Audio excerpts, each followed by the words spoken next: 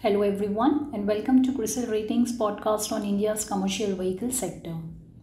We expect the revenue growth of CV makers to be largely realization driven as the overall volume growth is expected to remain modest this fiscal.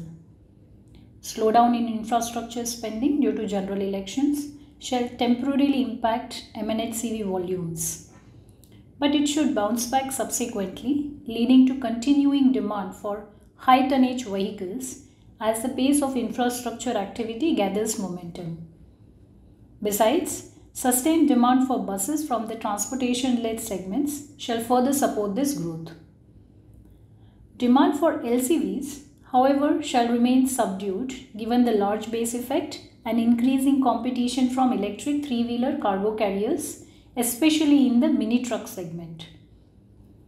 Even as overall volume growth remains modest, increase in realization and stable key raw material prices will ensure operating margins of CV makers remain stable at 10 to 11% after having reached the pre-pandemic peaks last fiscal, that is in fiscal 2024.